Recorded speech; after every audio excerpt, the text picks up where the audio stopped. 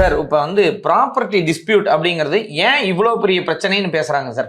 ஒரு மனிதன் இந்தியாவில் அவனுக்கு குறிக்கோளா எதை வைக்கிறான் அப்படின்னா, வாழ்க்கை முழுதும் சம்பாரிச்சதை தனக்கு ஒரு நிலம் சொந்தமா வேணும், தனக்கு ஒரு வீடு சொந்தமா வேணும் அப்படின்ற ஒரு குறிக்கோள்ல போறாங்க. அப்படி போகும்போது தனக்கு அப்புறம் இதை வந்து யார் அனுபவிக்க போறாங்க அப்படின்றதையும் டிஃபைன் பண்ணிடணும். அவங்களுக்கு அதை மனசுக்குள்ளேயே வர்றதில்லை. நம்ம இன்னொரு ஒரு 500 வருஷம் வாழ போறோன்றது மாதிரியே நினைச்சுக்கிட்டு அவங்க என்ன செய்யறாங்க, அந்த நிலத்தை அடுத்து ஒரு ஒரு உயில் எழுதாமலோ இல்லை அடுத்து யார் இதை செய்ய போறாங்க அவங்களுக்கு தகுந்த மாதிரி பண்ணணும் இல்லையா? ஸோ நம்ம பிள்ளைங்க இந்த இந்த நிலத்தை வந்து நம்ம எடுத்து அவங்க பராமரிப்பாங்களா மாட்டாங்களா? அப்படி பராமரிச்சாங்கன்னா அவங்க என்ன பண்ணணும்?